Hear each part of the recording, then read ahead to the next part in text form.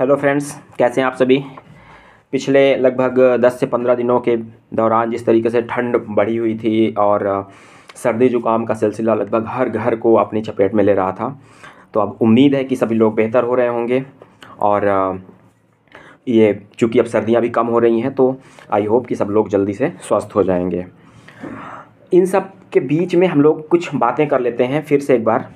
रूस और यूक्रेन के मध्य जो संकट उत्पन्न हुआ है, इस पर हम बात कर लेते हैं। दरअसल पिछले कुछ दिनों से लगातार ये लग रहा है कि रूस कभी ना कभी एक हफ्ते के अंदर, 10 दिन के अंदर यूक्रेन पर वो हमला कर देगा।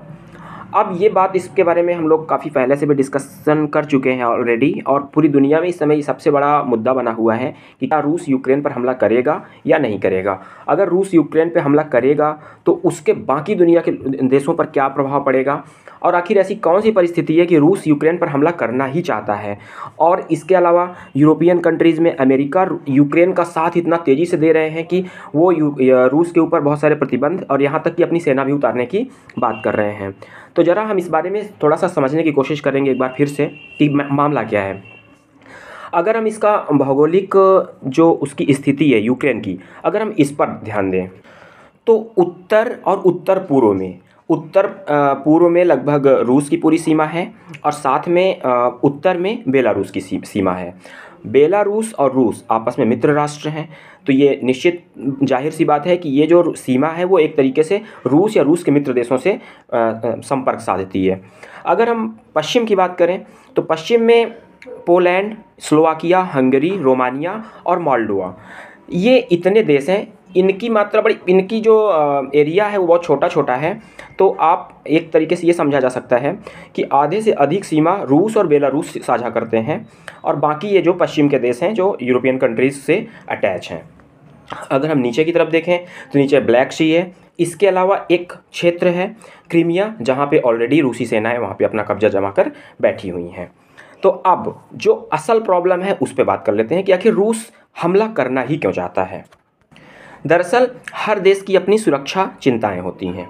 अमेरिका की अपनी सुरक्षा चिंता है, जर्मनी, यूरोपियन कंट्रीज़ की अपनी सुरक्षा चिंताएं हैं, इसी तरह से रूस की भी अपनी एक सुरक्षा चिंता है।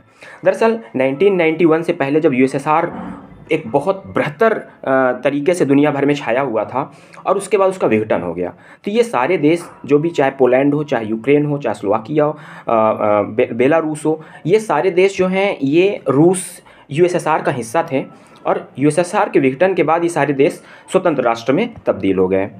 तो रूस के अंदर कहीं ना कहीं इस बात को लेकर एक सोच है उसके भीतर कि ये राष्ट्र उसका हिस्सा रहे हैं, तो कम से कम अगर ये राष्ट्र रूस के साथ ना भी रहें, तो कम से कम ये उनके दुश्मन राष्ट्रों के साथ तो ना ही जाएं। और ये सर्वविदित है कि यूएसएसआर और अमेरिका, इन दोनों की जो जंगी अदावत रही है सेकेंड वर्ल्ड वार के बाद से, ये दो पोल्स में बट गए। ये दोनों दुनिया ऐसी है कि एक नॉर्थ है तो एक साउथ पोल है। ये कभी भी आपस में मिलने वाली शक्तियाँ नहीं हैं। इनमें भले ही संघर्ष सीधे सीधे ना हुआ हो, लेकिन इनका वैचारिक संघर्ष या वैचारिक भिन्नता इतनी अधिक है कि ये आपस में मिलने वाले पोल नहीं हैं। तो इनके बीच में एक सीधा सा संघर्ष बना रहता है कि ये कभी भी आपस में एक डिस्टेंस बनाकर रखेंगे, आपस में कभी भी शक्ति संघर्ष में सीधे सीधे नहीं आएंगे, क्योंकि बहुत ही बड़ी महाशक्तियां हैं। अगर ये आपस में एक बार युद्ध में संलग्न हुई तो दुनिया में बहुत बड़ा विनाश हो सकता है। तो अब ऐसी परिस्थिति में रूस का ये मानना है कि अमेरिका को रूस के जो उसका प्रभाव क्षेत्र है, उस क्षेत्र में रूस को अपनी दखलंदाजी नहीं दिखानी चाहिए। मामला यहाँ पर पहले भी हम लोग डिस्कस कर चुके हैं कि यूक्रेन को आर्थिक तौर पर मदद की आवश्यकता है। आर्थिक तौर पर मदद के लिए उसने यूरोपियन कंट्रीज़ से बात की। यूरोपियन कंट्रीज़ ने एक ही शर्त पर मदद देना स्वीकार किया कि यदि आप यूरोपियन कंट्रीज़ का हिस्सा बनिए, साथ ही आप नेटो के सदस्य बनिए। जब आप नेटो के सदस्य बनेंगे तो आपको सुरक्षा संबंधी आपकी हम जिम्मेदारी लेंगे, और अगर आप यूरोपियन कंट्रीज़ का, यूरोपियन यूनियन का सदस्य बनते हैं तो फिर हम आपकी आर्थिक मदद कर पाएंगे। अब ऐसी सिचुएशन, जो इस तरह की परिस्थिति है, वो रूस को पूरी तरह से परेशान करने वाली है, क्योंकि रूस ये कभी नहीं चाहेगा जो क्षेत्र उसका एलाय रहा हो, जिसकी सीमाएं सीधे रूस से लगी हुई हों, वो कभी नहीं चाहेगा कि नेटो का फैलाव रूस की सीमा तक हो, रूस के दरवाजे तक आ जाए। कभी भी रूस ये नहीं चाहेगा कि उसके दुश्मन कंट्रीज़ जो भी हैं, उनका दुश्मन जो दुश्मन सोच वाली जो शक्तियां हैं, वो कभी भी रूस के दरवाजे तक आ जाएं। रूस ऐसी परिस्थिति को कभी भी स्वीकार नहीं कर सकता। यही कारण है कि रूस लगातार इस बात को लेकर बोल रहा है, यूरोपियन कंट्रीज से भी बोल रहा है, अमेरिका के राष्ट्रपति से भी बातचीत के दौरान बोला है कि कम से कम कुछ भी करिए, लेकिन आप यूक्रेन को नेटो का सदस्य मत बनाइए। अगर आप नेटो का सदस्य बनाएंगे, यूक्रेन नेटो का सदस्य बनेगा, तब फिर हमें सैन्य कार्रवाई करनी पड़ेगी। तो ये सबसे बड़ा कॉन्फ्लिक्ट का पॉइंट है। कई दौर की बातचीत के बाद ऐसा लग रहा था कि चीज़ें ठीक हो जाएंगी, बैलेंस हो जाएंगी, लेकिन अचानक फिर अमेरिकी राष्ट्रपति जो बाइडन ने ये कहा कि हम यूक्रेन को नेटो में शामिल होने से रोक नहीं सकते, और ऐसी कोई भी मांग को हम रूस की किसी भी ऐसी मांग को हम स्वीकार करने के लिए बाध्य नहीं हैं। तो यहाँ से एक बार फिर से ऐसा लगने लगा कि अब तो लग रहा है कि ये पश्चिमी जो शक्तियाँ हैं, या अमेरिका भी कह लीजिए, कि वो चाह रहा है कि यहाँ पर शक्ति संघर्ष, सैन्य संघर्ष हो और कुछ रणनीतिक बढ़त अमेरिका को हासिल हो वहाँ से। दरअसल अगर आप इसे ये देखें तो ये एक तरीके से पुराने बदले को लेने के जैसा है। जैसे जब यूएसएसआर का फैलाव हो रहा था और साम्यवादी जो विचारधारा है ये पूरी दुनिया में फैल रही थी, तो उस समय एक देश है क्यूबा, जो कि नॉर्थ अमेरिका का सदस्य है, और अमेरिका जो पूरी दुनिया से साम्यवादी सोच को ख़त्म करने के लिए प्रतिबद्ध था, वो इस बात को स्वीकार नहीं कर सकता था कि उसके कॉन्टिनेंट में कोई देश साम्यवादी विचारधारा का झंडा थाम के रखे, और क्यूबा ने ऐसा ही किया था। वहाँ के राष्ट्रपतियों ने तो यहाँ तक कहा था कि क्यूबा नॉर्थ अमेरिका अमेरिकी कॉन्टिनेंट का ये कोड है। तो इस तरीके से जब इतनी विचारधाराओं में इतनी ज़्यादा कट्टरता हो, तो ये कैसे स्वीकार किया जा सकता है कि रूस अपने पास, जो कि अब उसका बॉर्डर है, और बाद में अगर नेटो का सदस्य बनता है यूक्रेन, तो वो बॉर्डर नेटो का हो जाएगा, वो यूक्रेन का बॉर्डर नहीं रहेगा, वो नेटो का बॉर्डर हो जाएगा। तो इन चीज़ों को लेकर रूस बहुत ही ज़्यादा प्रतिबद्ध है कि हम किसी भी तरीके से यूक्रेन को नेटो का सदस्य नहीं बनने देंगे।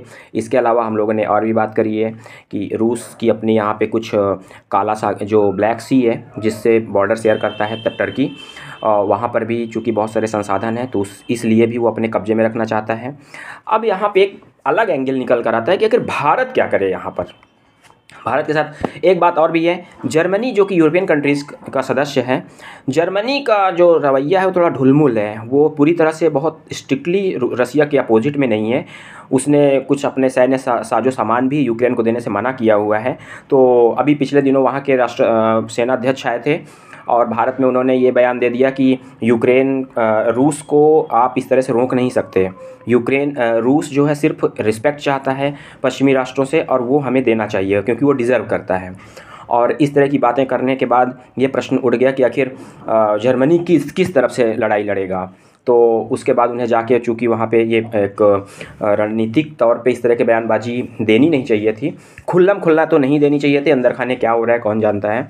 तो उन्हें जाके वहाँ पे उन्हें त्यागपत्र भी देना पड़ा।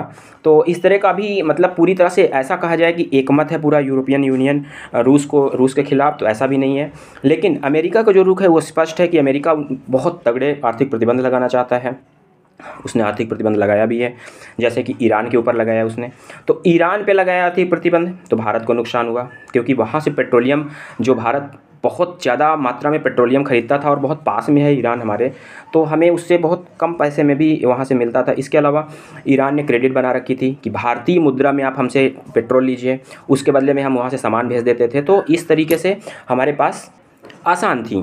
लेकिन अगर इन हमारे मित्र राष्ट्रों के ऊपर आर्थिक प्रतिबंध लगाए जाते हैं दुनिया भर में, तो मुश्किलें हमारे लिए बढ़ना लाजमी है, क्योंकि अभी आज हमारा रूस से सबसे ज़्यादा व्यापार होता है, जिसमें हमारे व्यापार फ़ायदे में भी हम रहते हैं।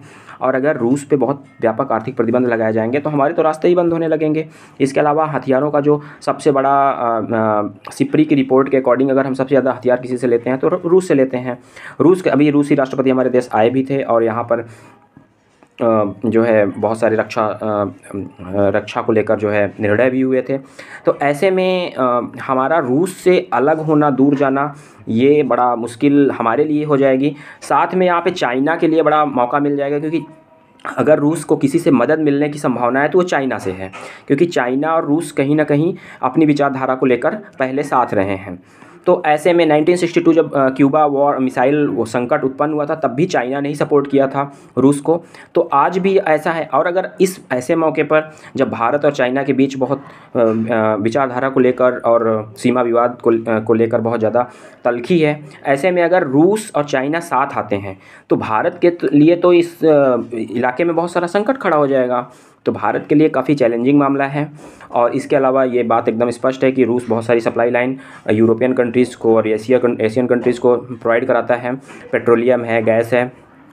अगर युद्ध होता है तो ये पूरी दुनिया के लिए आफत होगी और भारत के लिए स्पेशली होगी, क्योंकि उसके लिए पेट्रोलियम के जो हालात इस समय यहाँ पर हैं, पेट्रोलियम के रेट लगातार बढ़े हुए हैं। अगर उसे यहाँ से ये मिलना मुश्किल हुआ तो फिर वो अमेरिका के ऊपर निर्भर होगा और इसमें रेट बढ़ना बहुत ज़्यादा लाजमी है। बिकॉज़ अब ऐसा भी अनुमान है कि अभी जो एक बैरल तेल की जो कीमत है वो $120 भी जा सकती है। तो ऐसे में मुश्किलें हैं। उम्मीद यही की जानी चाहिए कि बातचीत से ही हल निकल जाए तो बेहतर है।